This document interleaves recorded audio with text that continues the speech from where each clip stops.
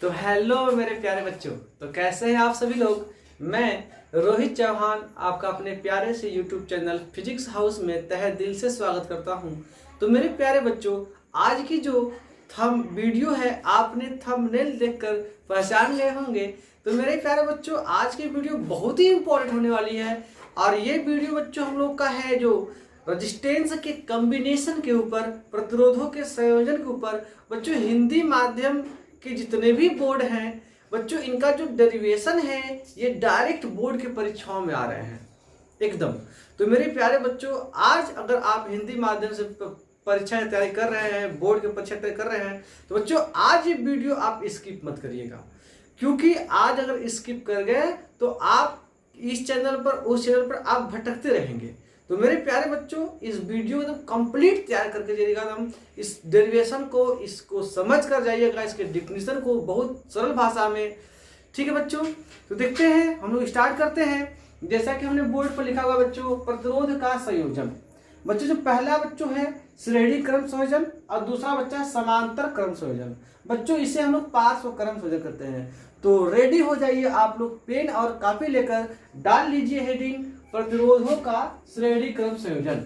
बच्चों हेडिंग हम लोग की बन जाएगी प्रतिरोधों का श्रेणी क्रम संयोजन। तो हेडिंग आप लोग बना लीजिएगा अपना, ठीक है। प्रतिरोधों का श्रेणी क्रम संयोजन बच्चों हेडिंग बना लिए विथ नोट्स के साथ। आप लोग प्रतिरोधों का श्रेणी क्रम संयोजन। तो बच्चों हेडिंग आप लोग बना लीजिएगा। देखिए बच्चों, पहले हम लोग इसे समझते हैं ना बच्चों। देखिए जो प्रतिरोधों का जो संयोजन है, ये हमारे पास एक प्रतिरोध है बच्चों, ठीक है ना। ये कोई रेजिस्टेंस है, ठीक।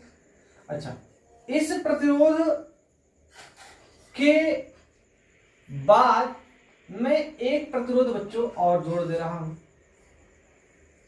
ठीक। इसके बाद मैं एक प्रतिरोध बच्चों और जोड़ दे रहा हूं, ठीक। ध्यान रखें बात को, मैंने कलरफुल चाक का यूज किया है ताकि जो चीजें आप लोगों को क्लियर दिखें, ठीक है। तो देखो बच्चों, ये जो प्रतिरोध है बच्चों, इसको मैंने नाम दिया है R1, इसको बच्चों R2, इसको बच्चों R3। अब ध्यान दीजिएगा, ये जो प्रतिरोध है बच्चों ना, तो मैंने इनको कैसे कनेक्ट किया हुआ है। एक प्रतिरोध के, ये जो प्रतिरोध जो इसके पिछले वाले तार को बच्चों एक प्रतिरोध के आगे वाले सिरे जुड़ा है, फिर इस वाले प्रतिरोध के पिछले वाले तार को इसके जो पीछे जो प्रतिरोध उसके आगे वाले सिरे जुड़ा हुआ है। मतलब क्या है, जैसे आप लोग कभी देखे हैं छुछुंदर को लाइन से चलते हुए? नहीं देखे हैं तो ध्यान दीजिएगा। जो छुछुंदर होते हैं बच्चों ना, वो क्या करते हैं कि वो एक के पीछे एक चलते हैं रात के टाइम में। उनका जो मुखिया होता है, मुखिया आगे हो जाएगा और उनकी पूंछ पकड़कर उनके पीछे, फिर उनकी पूंछ पकड़कर फिर उनके पीछे, फिर उनके पूंछ पकड़कर उनके पीछे। मतलब क्या है कि जो प्रतिरोध होते हैं, जो श्रेणी क्रम जो संयोजन है, ये बच्चों छुछुंदरों के चलने की चाल है, बस समझिएगा। देखिए ध्यान से, तो मतलब क्या भाई, मैंने एक प्रतिरोध को उसके आगे वाले सिरे को दूसरे प्रतिरोध के पीछे वाले सिरे से जोड़ रखा है, फिर इस दूसरे प्रतिरोध को तीसरे प्रतिरोध के पीछे वाले सिरे जोड़ रखा हुआ है, ठीक। तो ऐसे कनेक्शन में प्रारंभिक सिरे को बैटरी के कनेक्शन से जोड़ देते हैं और जो अंतिम होते हैं इसके एक सिरे को बैटरी के एक से जोड़ देते हैं। तो ये बच्चों बनता है हम लोग का प्रतिरोधों का श्रेणी क्रम संयोजन। ये तो बात की बात है। अब हम लोग चलते हैं श्रेणी क्रम प्रतिरोधों के अंदर प्रवेश करते हैं। देखा बच्चों, अब मैं आपसे बात कहूं, जो बच्चों ये जो बैटरी होगी मेरे प्यारे बच्चों, ये जो बैटरी होगी, बैटरी से बच्चों क्या अप्लाई होगा, ये इस वायर में बच्चों करंट फ्लो होगा ना। यहां से बच्चों बैटरी के धन सिरे से विद्युत धारा चला, ये बच्चों धारा आई चला, आई चला, कहीं भी इसको रास्ता बंटवारा नहीं मिल रहा है।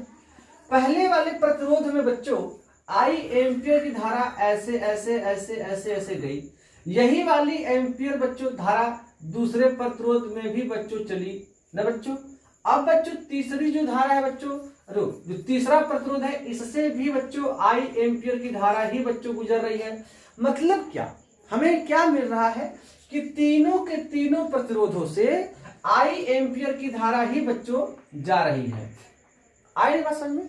इससे भी आई एम्पियर की धारा, इससे भी आई एम्पियर की धारा, इससे भी। मतलब क्या बच्चों, जो बैटरी से धारा उत्पन्न हुई वह बच्चों इस प्रतिरोध से गया, इस प्रतिरोध से गया, इस प्रतिरोध से गया। धारा का बंटवारा हुआ क्या? मैं कह रहा हूं धारा का बंटवारा हुआ क्या? नहीं हुआ, धारा कहीं भी नहीं बटा। बच्चों ध्यान रहे, जब धारा का बंटवारा नहीं होता है तब बच्चों विभवांतर का बंटवारा हो जाता है। मेरी बात को ध्यान देना आप लोग। यहां पर मैं एक चीज लिख रहा हूं, यहां पर बच्चों मैं एक चीज लिख रहा हूं, ये देखना ध्यान से आप लोग। धारा अगर बच्चों बट गया तो वोल्टेज बच्चों नहीं बटेगा, नहीं बटेगा। क्या भैया? नहीं बटेगा जी। अगर धारा बटेगा तो बच्चों वोल्टेज नहीं बटने वाला। बटने का मतलब बच्चों ये है कि उसका वितरण होना, डिस्ट्रीब्यूशन होना, उसका बंटवारा होना। अगर बच्चों इसमें बैटरी की जो वोल्टेज है, मैं मान लूं यहां पर जो बैटरी है बच्चों, इसका जो संपूर्ण वोल्टेज बच्चों, इसके सिरों का जो विभवांतर है बच्चों वो V वोल्ट है। क्या बच्चों? इसके बैटरी के सिरों का जो विभवांतर बच्चों कितना भैया? V वोल्टेज है ना, ये बच्चों V वोल्टेज, ये V वोल्टेज। ठीक, अच्छा, इसके बैटरी के सिरों का विभवांतर हमने V वोल्टेज रखा हुआ है, पूरा का पूरा V वोल्टेज। यहां से देखो बच्चों, करंट चला, ये दोनों के दोनों चले, लाइन में बैठे हुए हैं, तो बच्चों बैटरी से निकलने वाली धारा चली तो R1 प्रतिरोध से वही धारा गई, R2 से वही धारा गई, R3 से वही धारा गई। धारा का बंटवारा नहीं हुआ। जब धारा का बंटवारा नहीं हुआ तब बच्चों वोल्टेज का बंटवारा होगा। ठीक है जी, तब वोल्टेज का बंटवारा होगा। लेकिन यहां पर धारा ही नहीं बटा। जब धारा ही नहीं बटा मतलब क्या भैया? जब धारा बटेगा, जब धारा बटेगा तब वोल्टेज बटेगा ना। लेकिन यहां पर तो धारा नहीं बटा, मतलब क्या बच्चा? धारा नहीं बटा, तब क्या बच्चों? वोल्टेज बट जाएगा, तब बच्चों वोल्टेज बट जाएगा। ध्यान रहे इस बात को। इसमें क्या, इसमें कौन सी कंडीशन लागू हो रही है? धारा बट रहा है, इसमें नहीं बट रहा है, तो मतलब धारा नहीं बटा, ये वाली कंडीशन लागू हो रही है। तब बच्चों जब धारा नहीं बटा तब वोल्टेज बट जाएगा ना, तब वोल्टेज बढ़ जाएगा ना। तो यहां का जो वोल्टेज है बच्चों, ये वाला वोल्टेज बच्चों, इसके सिरों का विभवांतर बच्चों क्या हो जाएगा? V1 में मान लेता हूं। ये वाला वोल्टेज बच्चों फिर V1 में बटा, फिर आगे चलकर इसके सिरों का विभवांतर बच्चों V2 में मान लेता हूं, ये बच्चों V3 मान लेता हूं मैं। देखिए ध्यान से, ये जो वोल्टेज है कि नहीं V वोल्टेज, ये V वोल्टेज V1 में बट गया, V2 में बट गया और V3 में बट गया। आई बात समझ में? देखिए ध्यान से, हमारी डिफिनीशन क्या बन रही है, यहां से हम लिखेंगे प्रतिरोधों का ऐसा संयोजन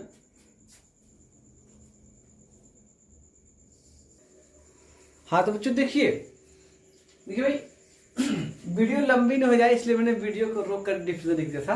ठीक, देखिए तो भाई प्रतिरोधों का ऐसा संयोजन जिसमें जुड़े प्रत्येक प्रतिरोध में प्रवाहित धारा का मान एक समान होती है, प्रवाहित धारा का मान एक समान होती है या होता है, कोई बात नहीं, होती है धारा होती है, ठीक ना, धारा का मान एक समान होता है, लेकिन उनके सिरों का विभवांतर भिन्न भिन्न होता है। बच्चों ये ध्यान दीजिए, ये भिन्न भिन्न होता है मेरे प्यारे स्टूडेंट्स। ये विभवांतर बराबर भी हो सकता है, ऐसी बात नहीं है, लेकिन उसके लिए ये बच्चों तीनों के तीनों प्रतिरोध बच्चों समान परिमाण के होने चाहिए। आई कि नहीं बात समझ में? लेकिन मैंने यहाँ पर अलग अलग प्रतिरोध दिए हैं बच्चों। ये R1 अलग मान का है, R2 अलग मान का है, R3 अलग मान का है। बच्चों इनके सिरों का विभवांतर अलग अलग होता है, लेकिन इनमें प्रवाहित धारा का मान बच्चों एक समान होता है, ठीक है। तो और सभी प्रतिरोध के सिरों के विभवांतर का योग बैटरी के विभवांतर के बराबर होता है, तो उस बच्चों श्रेणी क्रम कहलाता है। मतलब क्या है बच्चों, प्रत्येक प्रतिरोध में प्रवाहित धारा का मान समान, लेकिन इसके प्रत्येक सिरों पर उत्पन्न विभवांतर बच्चों अलग अलग होता है, और इनके प्रत्येक प्रतिरोध के सिरों पर उत्पन्न विभवांतर का योग बैटरी के विभवांतर के बराबर होता है। मेरे प्यारे स्टूडेंट्स, ये सबसे सटीक और जबरदस्त श्रेणी क्रम का डिफिनेशन है। तो बच्चों मेरी बात को ध्यान दीजिएगा, आप लोग इसी फार्मूले की सहायता से हम लोग श्रेणी क्रम का बच्चों डिफिनेशन निकालने वाले हैं, डिफिनेशन निकालने वाले हैं तो वो डेरिवेशन। अच्छा बच्चों हम लोग आगे चलते हैं। मेरे ख्याल से इस बात को आप ध्यान दीजिएगा, धारा बटेगा तो वोल्टेज नहीं बटेगा, धारा अगर नहीं बटा तो वोल्टेज बट जाएगा। मेरे प्यारे बच्चों इस कंसेप्ट को आप ध्यान में रखिएगा, धारा बटा तो वोल्टेज नहीं बटा, धारा नहीं बटा तो वोल्टेज बढ़ जाएगा। तो बच्चों इस परिपथ में हम लोग का ये वाला जो ट्रिक है, ये लो जो लॉजिक बच्चों फॉलो कर रहा है, धारा नहीं बटा है तो वोल्टेज बट्टू बट गया, ठीक। अच्छा हम लोग आगे चलते हैं बच्चों, इनसे हम लोग अपना डेरिवेशन निकालते हैं। तो बच्चों हम क्या कहेंगे, माना R1 R2 R3 के तीन प्रतिरोध श्रेणी क्रम में जोड़े गए हैं, जिनमें प्रवाहित समान धारा I ही है। इनमें प्रत्येक प्रतिरोध का विभवांतर, सिरों का विभवांतर जो V1 V2 V3 है। अब बच्चों इन तीनों प्रतिरोधों का मुझे तुल्य प्रतिरोध निकालना है। तो बच्चों इस जो सर्किट है, इस सर्किट को पहले आप हल कर दीजिए। मेरे प्यारे बच्चों इस सर्किट का जो मैं एक तुल्य प्रतिरोध निकालने वाला हूं, इन तीनों प्रतिरोध के स्थान पर मैं एक प्रतिरोध लिखूंगा बच्चों। ये बच्चों क्या होगा, ये तुल्य प्रतिरोध क्या होता है सर जी? सर जी ये तुल्य प्रतिरोध क्या होता है? भैया तुल्य प्रतिरोध का मतलब होता है, अगर मान लीजिए आपके पास तीन लेबर काम कर रहे हैं, तीन लेबर काम कर रहे हैं, तीन लेबर को आपको उनकी अलग खुराकी देनी पड़ रही है, उनके लिए आपको अलग उनका पेमेंट ज्यादा देना पड़ रहा है भाई। लेकिन आपसे कोई तीसरा चौथा व्यक्ति आया, वो कह रहा है कि आप इन तीनों को हटा दीजिए, मैं अकेला काम कर दूंगा, मुझे आप इनसे कम पैसे देना। तो कहोगे वाह ये तो अच्छी बात है। तो ये जो चौथा व्यक्ति आया है, उन तीनों की जगह पर अकेला काम कर रहा है, ये है कौन बच्चों? वो इसका काम उन तीनों के बराबर है। मतलब इन तीनों के जिस स्थान पर मुझे एक प्रतिरोध जो आएगा, वो बच्चों इन तीनों के इक्विवेलेंट रेजिस्टेंस कहलाएगा, या इनका बच्चों तुल्य प्रतिरोध कहलाएगा। आइए से सुनिए। तो देखिए ध्यान से, मैंने कहा कि इन तीनों का तुल्य प्रतिरोध बच्चों R है, ठीक। इसमें प्रवाहित धारा बच्चों I है, इसके सिरों का वोल्टेज बच्चों V है, बैटरी के सिरों का विभवांतर बच्चों V है।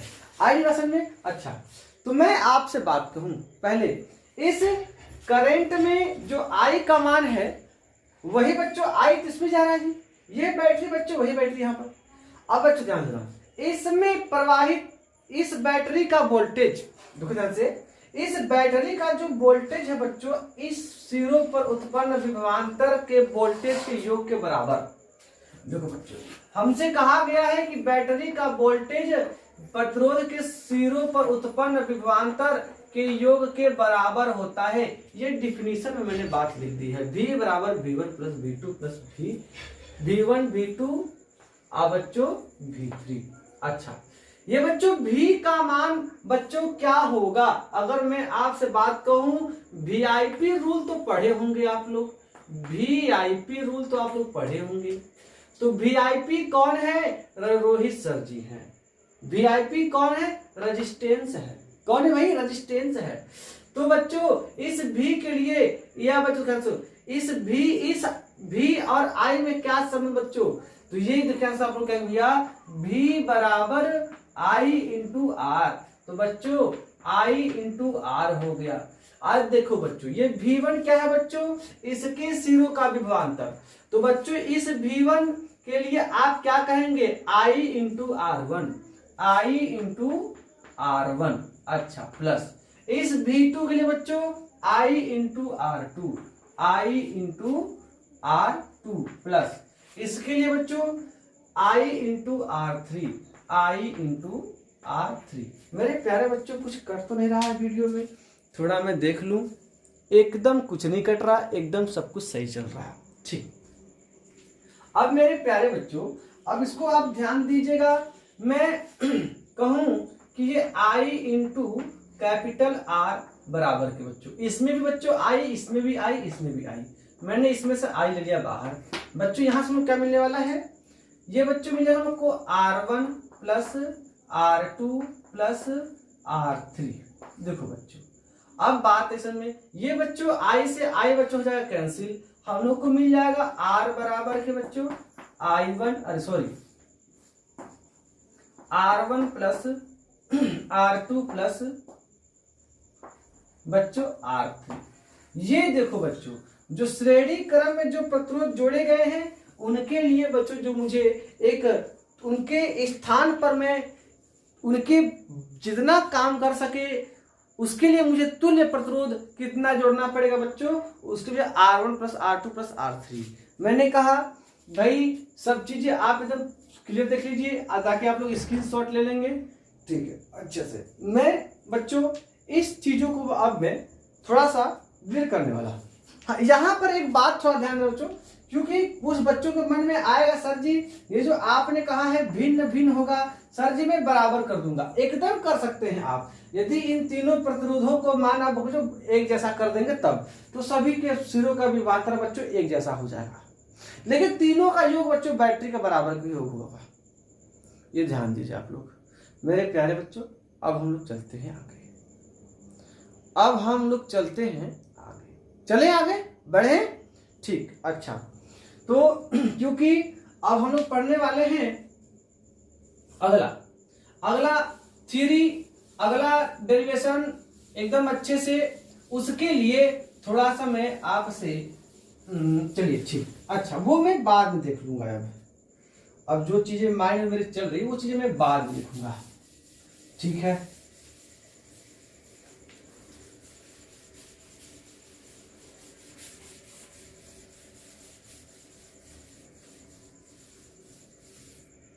ठीक है बच्चों, देखिए अब चलते हैं, हम लोग बात करते हैं प्रतिरोधों का समांतर क्रम संयोजन, या बच्चों इससे हम लोग कहते हैं पार्श्व क्रम संयोजन, इसे ही बच्चों लोग कहते हैं समांतर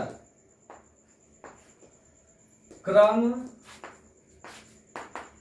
संयोजन।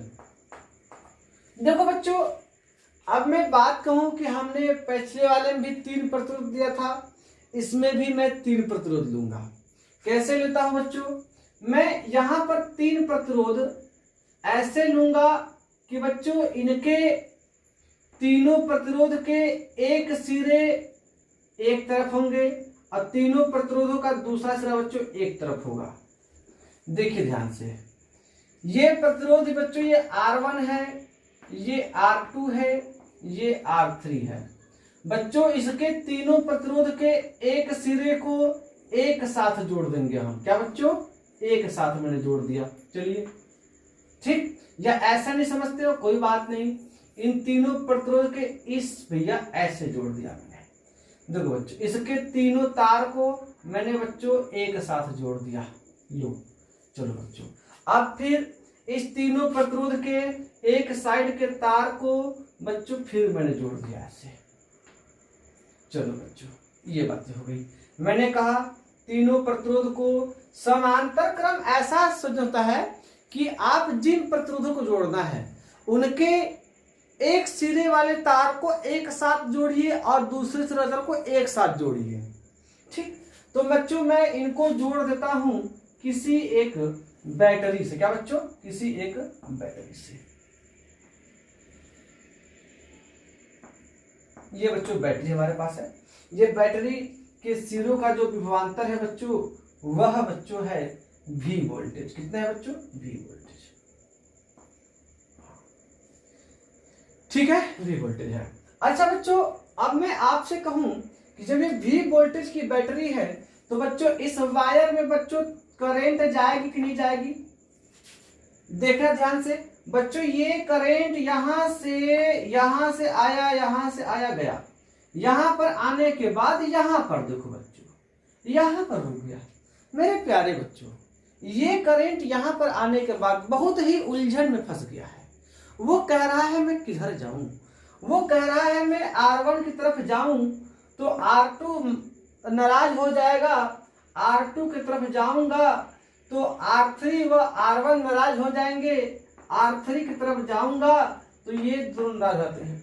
अगर मैं किसी एक की तरफ गया तो दो नाराज हो गए, अगर किसी फिर इसके तरफ किसी की तरफ जाएगा बच्चों, दो नाराज होने वाले हैं।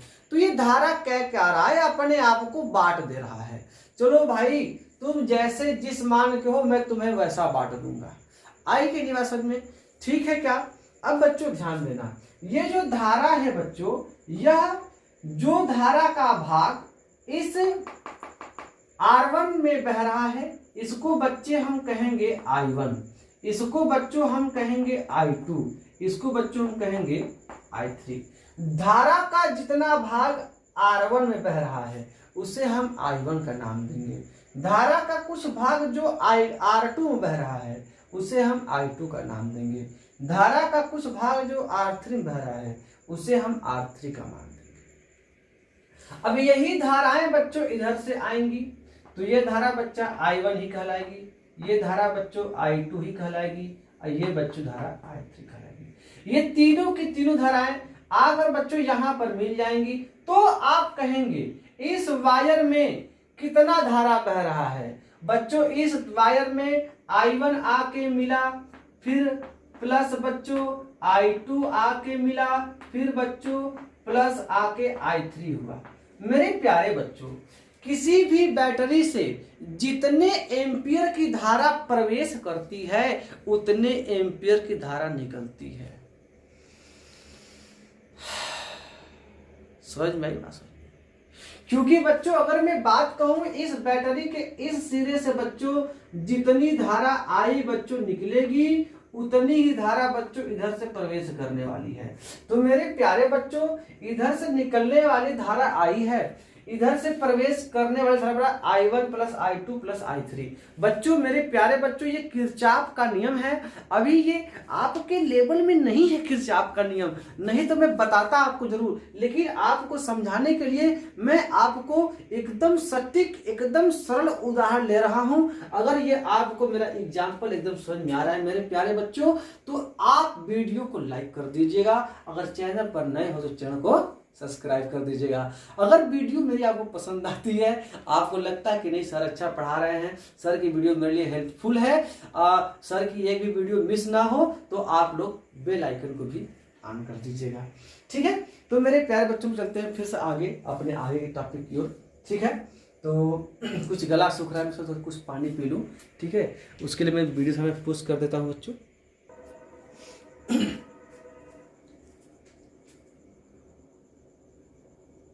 तो बच्चों अब देखिए हम लोग बात करने वाले हैं दोस्तों, अब इससे हम लोग डिफिनीशन बनाएंगे। ये चीजें अगर आप लोग समझ गए हैं तब ठीक है ना। देखो बच्चों, इसमें क्या है भाई, यहां से बच्चों धारा गया, धारा बच्चों प्रतिरोधों में बट गया। जब धारा बटा गया तो वोल्टेज नहीं बटने वाला, ये प्रत्येक प्रतिरोध के सिरों का विभवांतर बच्चों बैटरी के विभवांतर के बराबर ही होगा। ठीक है ना, ध्यान इस बात को। देखो बच्चों, अब मैं इस पर मैं आपको बताऊंगा, किसी भी तार का विभव तब तक नहीं बदलता जब तक उसमें कोई दूसरा उसमें कोई कनेक्शन न जुड़े। अब देखना ध्यान से बच्चों, मैं आपसे बात कहूंगा, अगर ये कोई प्रतिरोध है बच्चों, देखा ध्यान से, यहां पर अगर आप आए हैं तो बच्चों इस तार से जैसे ही आप प्रतिरोध को इस पार आएंगे बच्चों, यहां पर वोल्टेज बच्चों कुछ अलग होगा, यहां पर वोल्टेज बच्चों कुछ अलग होगा। यहां पर जो भी वोल्टेज होगा वो वोल्टेज बच्चों यहां के वोल्टेज से बच्चों अलग होगा, है ना। यहां जो V1, ये बच्चों V2, ये बच्चों V3, आए समझ में। तो मतलब क्या है, जब आप यहां तक आए, यहां पर आकर लग गए, ये यहां तक आप गए, यहां तक गए बच्चों, यहां पर आप लग गए, किसी भी प्रतिरोध को आप नहीं पार कर रहे हैं। इस प्रतिरोध के सिरे का पहला कनेक्शन बैटरी से जुड़ा हुआ है, इस प्रतिरोध के दूसरा कनेक्शन बैटरी से जुड़ा हुआ है, दूसरे प्रतिरोध का भी एक सिरा बैटरी से, फिर दूसरा सिरा बैटरी से, फिर दूसरा। तो तीनों प्रतिरोधों का बच्चों जो प्रतिरोध है, जो तीनों प्रतिरोध जो वोल्टेज है बच्चों, जो विभवांतर इनके सिरों का, वो बच्चों सेम रहने वाला है, लेकिन इनमें प्रवाहित धारा का मान बच्चों अलग अलग। तो हम लोग डिफिनेशन बनाते हैं, हम कहेंगे कि प्रतिरोधों का ऐसा संयोजन, प्रतिरोधों का ऐसा संयोजन जिसमें जुड़े हुए सभी प्रतिरोधों के सिरों का विभवांतर समान तथा बैटरी के विभवांतर के बराबर होता है बच्चों। लेकिन उनमें प्रवाहित धाराओं का मान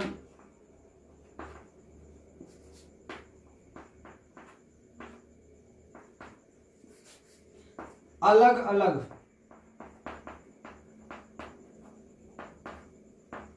होता है तथा धाराओं का योग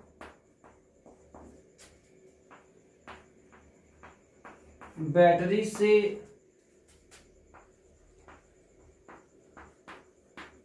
प्रवाहित धारा के बराबर होता है।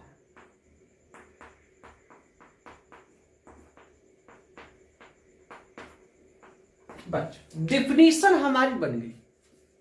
देखो यहां से मैंने कहा बाबू कि प्रतिरोधों का ऐसा संयोजन जिसमें जुड़े हुए सभी प्रतिरोधों के सिरों का विभवांतर समान तथा बैटरी के विभवांतर के बराबर होता है। ये विभवांतर, इनके सिरों विभवांतर बराबर, लेकिन उनमें प्रवाहित धाराओं का मान अलग अलग होता है। बच्चों इसमें प्रवाहित धारा का मान अलग अलग। हाँ ये बराबर भी हो सकता है, लेकिन कब? जब तीनों के तीनों प्रतिरोध का मान एक जैसा होगा। बात समझिए, ये तीनों प्रतिरोधों का मान जब बराबर होगा बच्चों, तब इनमें प्रवाहित धाराओं का मान बच्चों बराबर होगा। मैंने यहाँ पर तीनों प्रतिरोधों से अलग अलग लिया है, ठीक है। अच्छा, अलग अलग होता है तथा धाराओं का योग मतलब I1 + I2 + I3 बैटरी से प्रवाहित धारा के बराबर होता है। बात सही। अब देखिए ध्यान से, मैं आपसे बात करूं बच्चों, अब मैं इनका डेरिवेशन कर लाता हूं, मैं फार्मूला मिल लाता हूं इनका कि इनको कैसे इन तीनों के स्थान पर मैं दूसरा प्रतिरोध कितने ओम का रखूंगा, है ना। मैं इन तीनों के स्थान पर कोई चौथा में प्रतिरोध, कोई एक दूसरा प्रतिरोध लाऊंगा, ठीक है, जो इन तीनों के स्थान पर काम करे। भैया ये प्रतिरोध, इसमें कुछ मटेरियल खर्च हुआ, ये प्रतिरोध, इसमें कुछ मटेरियल खर्च हुआ, इसमें कुछ खर्च हुआ मटेरियल, तो मैं एक ऐसा प्रतिरोध बनाऊं ना जो इन तीनों के पर काम करे। भाई आखिर में 3 लेबर रखने का मतलब है, जब मेरा एक लेबर से काम हो जाएगा तो वो जो लेबर आएगा वो इन तीनों के बराबर काम करेगा तब ना। तो ठीक है, तो मैं इन तीनों से जुड़ी में एक सर्किट बना लूं। ये बच्चों इन तीनों के स्थान पर ये बच्चों आर प्रतिरोध है, इनकी बैटरी वोल्टेज भी, ये सब प्रवाहित धारा आई। अब देखो ध्यान से बच्चों, मैं आपसे बात कहूं कि ये आई, पहले ध्यान रहे कि ये बच्चों जो आई है, बैटरी से प्रवाहित धारा आई बराबर, इधर से पहले प्रतिरोध में प्रवाहित धारा I1 plus I2 plus I3 होगा कि नहीं होगा? आई बस ध्यान से, ये बच्चों I in I1 plus I2 plus I3 के बराबर है कि नहीं? एकदम है। अच्छा, ये I निकला किससे? बैटरी से, और बैटरी से इस धारा को निकाला कौन है? पहला प्रतिरोध कि दूसरा प्रतिरोध कि तीसरा प्रतिरोध कि तीनों प्रतिरोध। बच्चों इस बैटरी से जो आई करंट जो निकाला गया है बच्चों, को तीनों के तीनों प्रतिरोध मिलकर निकाले हैं, न कि एक प्रतिरोध निकाला है। तो इन तीनों प्रतिरोध के स्थान पर मैंने जो अलग प्रतिरोध रखा है वो बच्चों आर है। ये आर बच्चों इस भी से ये आई करंट का धारा निकाल रहा है। तो मैं आपसे कहूं कि वीआईपी नियम, वीआईपी नियम, वीआईपी नियम ढूंढो ढूंढो ढूंढो, वीआईपी, वीआईपी नियम पड़ेगा बच्चों। तो वीआईपी से बच्चों आर मैंने बता दिया। अब मुझे आई चाहिए, आई के लिए मुझे फल चाहिए, तो वी बराबर बच्चों आई बराबर बच्चों, आई बराबर हमने आई को रख लिया वी बटा के आर, तो बच्चों ये हो जाएगा वी बटा के आर। अच्छा, ये इसी में बच्चों से ये बच्चों I1, I1 का मान बच्चों इसमें जा रहा है ना, तो I1 के लिए क्या बनेगा? I1 के लिए बच्चों बनेगा I के लिए बच्चों V बटा के R ना, कैसे? तो I1 के लिए बच्चों इनके सिरों का विभवांतर क्या है? ये इस सिरों का, इस प्रतिरोध R1 के सिरों का विभवांतर V है। मतलब कि I1 बराबर V बटा के R1, I1 बराबर V बटा के R1 बच्चों, V बटा के R1 प्लस। अच्छा, उसी प्रकार से I2 के लिए बच्चों, I2 के लिए बच्चों V बटा के R2, V बटा के R2 न जी, क्योंकि सभी के प्रतिरोध के सिरों का विभवांतर तो एक जैसा है और यह बैटरी के विभवांतर के बराबर है। I3 बच्चों V बटा के R3, देखिए ध्यान से, I3 इसमें बह रहा है, इसके सिरों का विभवांतर बच्चों V है, जो इसमें प्रवाहित इसका प्रतिरोध बच्चों R3। ये बच्चों अब ध्यान रहे मेरे लल्ला, अब ध्यान रहे V बटा के R बराबर, ये बच्चों ध्यान से, सभी में बच्चों V कॉमन है तो मैंने V कॉमन ले लिया। ब्रैकेट में बच्चों क्या हो जाएगा बाबू? ब्रैकेट में 1 बटा के R1 प्लस 1 बटा के R2 प्लस 1 बटा के R3 न बच्चों। अब ये बच्चों ये V से V कैंसिल हो जाएगा, जो हमको मिलने वाला है 1 बटा के R, 1 बटा के R बराबर 1 बटा के R1 प्लस 1 बटा के R2। नहीं दिख रहा है क्या? मैं ऐसे लिखूंगा 1 बटा के R बराबर 1 बटा के R1 प्लस 1 बटा के R3। मेरे प्यारे बच्चों, मेरे ख्याल से आप लोग एकदम खूब अच्छे समझ गए होंगे, एकदम अच्छे समझ गए होंगे। मेरे ख्याल से आप लोग एकदम अच्छे से आप लोग समझ गए होंगे। R1 1 बटा के R2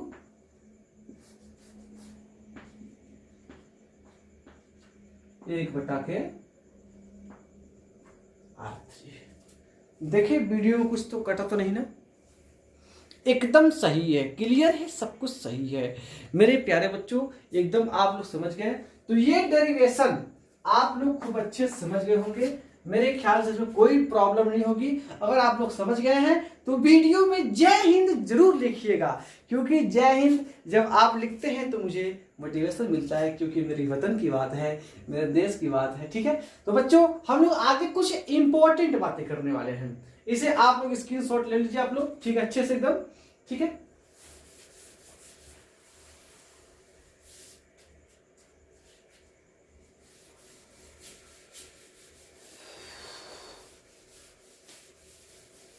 देखिए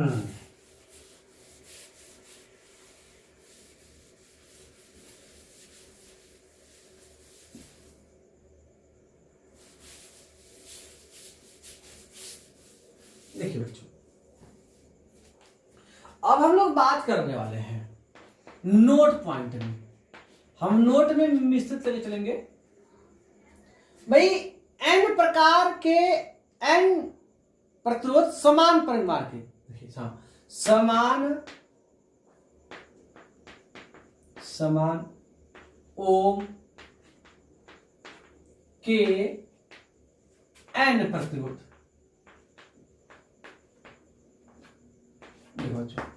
मैं आपसे कहूं कि एन, उन्हें आप श्रेणी क्रम में जोड़े या समांतर क्रम में जोड़े। मेरे पास दूसरा, अगर बच्चों में आपसे बात कहूं कि मेरे पास, अगर मैं आर प्रतिरोध के, जिसे मान लीजिए कि मैं R1 बराबर 2, R2 बराबर 2, R3 बराबर 3, 2, R4 बराबर भी 2। बच्चों मैंने 4 प्रतिरोध लिए हैं और सभी के मैंने जो इनका जो मान है बच्चों, ये 2 ओम 2 ओम 2 ओम 2 ओम ना बच्चों। अब ध्यान दीजिएगा, तो मैं इन सभी को मैं आर ही तो कर दूं। जब सबका मान जब एक ही जैसा है तो मैंने आर आर आर आर, अब बच्चों में इसको डैश डैश डैश डैश में मैं आर एन बार ले लूंगा, जो कि भाई ये 1 बार 2 बार 3 बार नहीं, ये एन बार है। मैं इनको श्रेणी क्रम में जोड़ रहा हूं, तो मेरे पास उत्तर क्या मिलने वाला है? अच्छा रुक जाओ ध्यान से, ऐसे नहीं, हम लोग इसी तरह से पढ़ते हैं। देखो बच्चों, यदि समान प्रतिरोध के समान ओम के एन प्रतिरोध श्रेणी क्रम में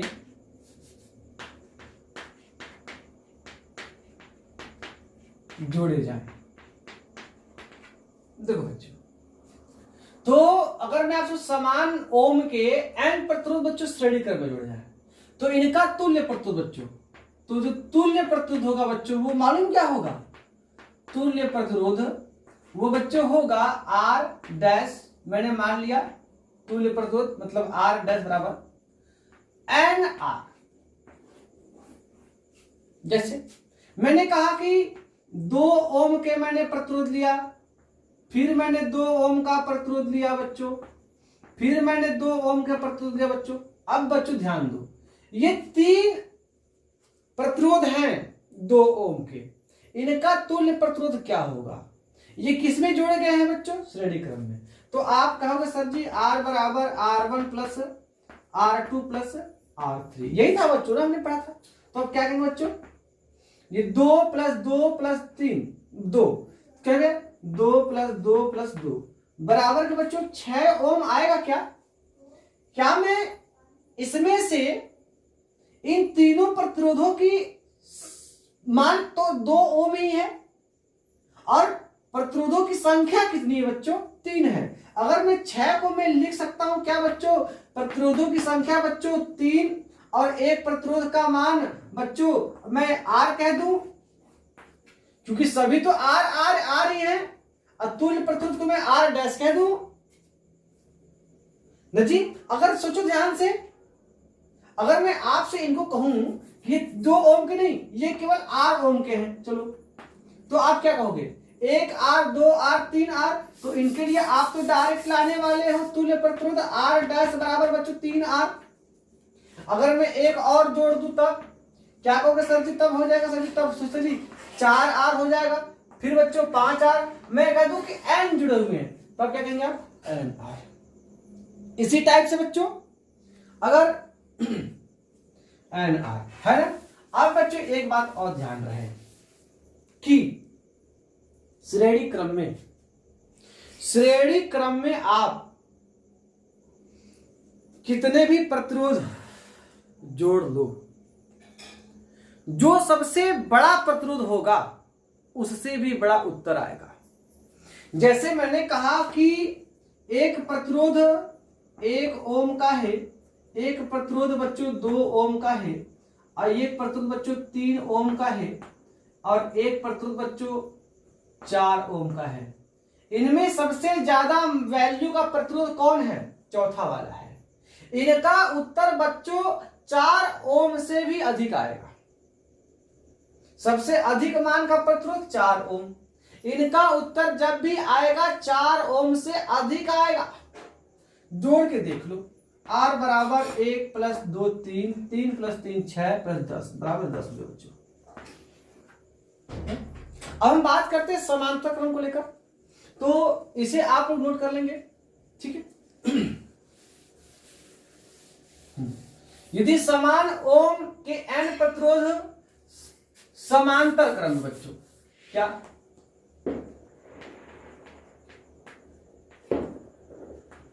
समांतर क्रम में बच्चों, अब मैं आपसे बात कहूं कि मैंने कहा कि 1/r 1/r, मैंने r ओम के 2 प्रतिरोध दिए, मैंने इनको जोड़ दिया, इनका उत्तर कितना आएगा बच्चों बताओ ध्यान से। तो इनका तुल्य प्रतिरोध में 1/r' मान लेता हूं, 1/r', इन दोनों का जो हल होगा बच्चों वो कितना हो जाएगा बच्चों? 2/r हो जाएगा, क्योंकि दोनों सेम टू सेम है, इनका एलसीएम r, ऊपर वाले अंक जुड़ जाएंगे। 1/r' बराबर बच्चों मिल जाएगा 2/r, मतलब कि r' बराबर बच्चों r/2। अगर मैं बच्चों 3r जोड़ता तब, तो बच्चों जो हमें r' मिल रहा है वो r/2 था बच्चों, ये r/3 हुआ था। अगर मैं 4 लेता तब बच्चों r/4 था।